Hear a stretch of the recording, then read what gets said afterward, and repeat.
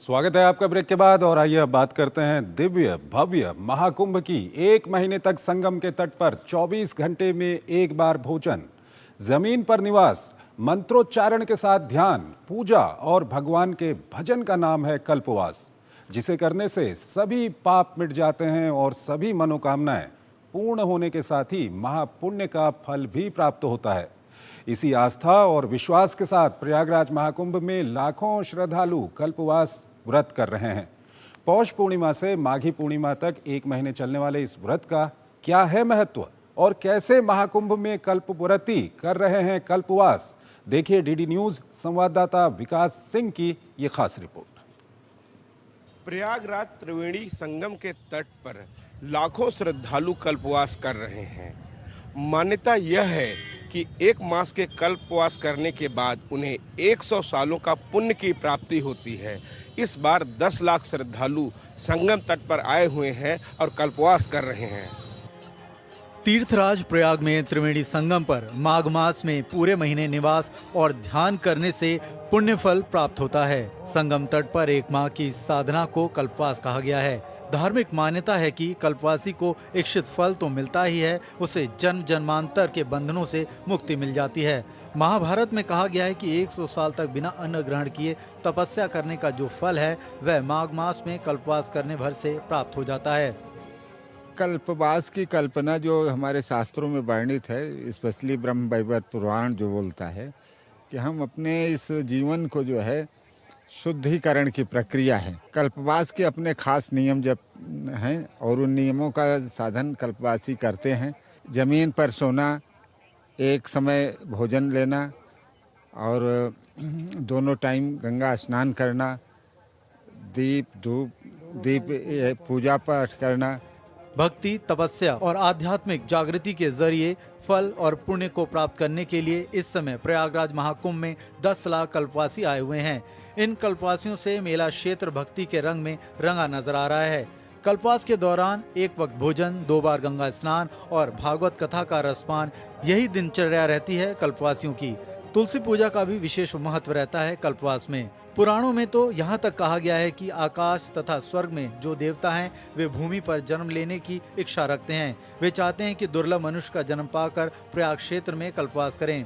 हमारे पूर्वजों से ये परंपरा बनी हुई है कि सामान्य सालों में भी हम 1 महीने के लिए यहाँ पर आते हैं। हम लोग ठाकुर जी की या अन्य मूर्तियों को रखते हैं, उन पे पूजा पाठ अपना करते हैं। गंगा माई के गोद में आके हमको लगता है कि बहुत आनंद हमको मिल रहा है। जात पात का कोई बात नहीं है, सब एक समान बुड़की लगाते एक ही साथ वहाँ बैठते। ऐसा माना जाता है कि जो भी व्यक्ति प्रयाग में 1 महीना इंद्रियों को वश में करके स्नान, ध्यान और कल्पवास करता है, उसके लिए स्वर्ग का स्थान सुनिश्चित हो जाता है। यही नहीं, यहाँ पर सनातन की एकता का एक सबसे बड़ा उदाहरण दिखाई पड़ता है, जहाँ लाखों की संख्या में पहुंचकर कल्पवासी भक्ति भावना में लीन होकर पूजन अर्चन करते हैं। हम लोग तो आए तो सुबह नहलाएं, तुलसी की पूजा करें, दिया जलाएं, यही सब करते हैं। सब लोग सुबह उठें तो स्नान किए, इसके बाद वहाँ से आए, तुलसी का स्नान कराए, सिंदूर बिंदी ये सब चढ़ाएं, बत्ती जलाएं, फिर इसके बाद अपना पूजा पाठ करें। कुंभ मेले के पवित्र गाथा में एक महत्वपूर्ण उत्सव है कल्पवास, जहां 1 माह तक कल्पवासी त्रिवेणी के तट पर ध्यान, तप और पूजा अर्चना करते हैं। सनातन के रंग में रंगे इन कल्पवासियों में ना ही कोई वर्ग भेद है, ना लिंग भेद, ना ही जात पात का। यही है सनातन का संदेश। भक्ति के रंग में रंगे रहते हैं ये कल्पवासी। 1 माह तक पूजा आराधना करते हैं। न इनमें जात पात का भेद होता है, न ऊंच नीच का भेद होता है। सभी मिलकर एक साथ प्रभु की आराधना करते हैं और अपने समाज और अपने देश के कल्याण की प्रार्थना करते हैं। कैमरामैन रामजी वाजपेयी के साथ विकास सिंह, डीडी न्यूज, प्रयागराज महाकुंभ। और वहीं प्रयागराज महाकुंभ में आज 25वां दिन है, लेकिन आने वाले श्रद्धालुओं की संख्या में कोई कमी नहीं हुई है। तीनों अमृत स्नान पूर्ण होने के बाद भी श्रद्धालुओं की भीड़ संगम तट पर बनी हुई है।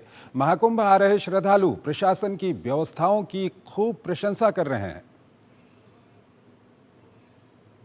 महाकुंभ में आज 25वां दिन है। श्रद्धालुओं का तांता लगा हुआ है, आस्था का जनसैलाब उमड़ रहा है और यहाँ रंगत और बढ़ती जा रही है। यहाँ पर देख सकते हैं सनातन के रंग में रंगे हुए ये श्रद्धालु देश भर से आए हुए हैं यहाँ पर और लगातार ये सिलसिला जारी है। आज सुबह से ही बहुत ही भीड़ उमड़ी है। यहाँ पर 39 करोड़ श्रद्धालु अब तक स्नान कर चुके हैं और यह आंकड़ा कहाँ तक पहुँचेगा इसका अंदाजा लगाया जा सकता है कि प्रतिदिन की संख्या लगातार श्रद्धालुओं की बढ़ती जा रही है। दूर दूर से श्रद्धालु आ रहे हैं, यहाँ पर आस्था की डुबकी लगा रहे हैं। साथ साथ तमाम सारी व्यवस्थाएं यहाँ पर है, उनको सराह भी रहे हैं। युवा भी बड़ी संख्या में आ रहे हैं। बहुत बढ़िया लगा। हम लोग असम से आए हैं और असम से आके ये संगम में आए हम लोग, यहाँ पे बहुत बढ़िया लगा है। हम लोग असम से आए हैं, असम से हम लोग सारे बंदे आए हैं महाकुंभ में पवित्र स्नान करने के लिए और यहाँ का आयोजन बहुत अच्छा है। हम लोग आए पंजाब से, पंजाब फगवाड़ा। कैसा लगा यहाँ? हाँ, आनंद आ गया जी देख के हमें, ठीक है ना, बहुत आनंद आ रहा है, बहुत देख के अच्छा लग रहा है। सबको आना चाहिए, बहुत अच्छा लग रहा है कि कोई पुण्य करा होएगा तभी हम पहुंच पाए जहाँ पे। ये अपना हमारा हिंदू का धर्म है, सबको आना चाहिए। बहुत अच्छा लग रहा है, ऐसे लगता है कि जिंदगी में कुछ एक नया अचीव कर लिया। इतना दिल गदगद हो रहा है योगी और मोदी की ये चीज देख के। इतना पावन पवित्र हमारा हिंदुत्व सनातन का त्योहार और बहुत ही अच्छा लग रहा है। हर चीज की फैसिलिटी लग रही है।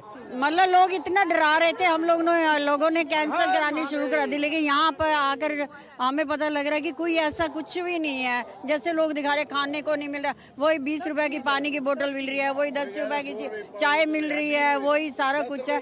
सरकार की व्यवस्था बहुत अच्छी है, इसमें कोई संदेह नहीं है और गलत अफवाह पैदा करने वालों का तो कोई इलाज नहीं है। हम गुजरात से आए हैं, मोदी के शहर में से आए और मोदी जी की हमको बहुत अच्छा लगता है और योगी राज भी बहुत बढ़िया है। तमाम सारे लोग हैं जो व्यवस्थाओं को सराह रहे हैं। खास तौर से तमाम सारे ऐसे लोग हैं देश के कोनों कोनों में जो भ्रम फैलाते हैं यहाँ मेले में व्यवस्थाओं को लेकर, लेकिन जब लोग यहाँ आ रहे हैं तो स्वयं ही बता रहे हैं और स्वयं ही जान रहे हैं कि किस कदर की उच्च कोटि की व्यवस्था की गई है, जिसे हर श्रद्धालु सराह रहा है। कैमरामैन रामजी वाजपेयी के साथ विकास सिंह, डीडी न्यूज, प्रयागराज महाकुंभ। हरियाणा सरकार ने महाकुंभ जाने वाले श्रद्धालुओं के लिए हर जिले से एक रोडवेज बस की सुविधा शुरू कर दी है। इसी के तहत बृहस्पतिवार से जिला फतेहाबाद से भी पहली बस प्रयागराज रवाना हुई।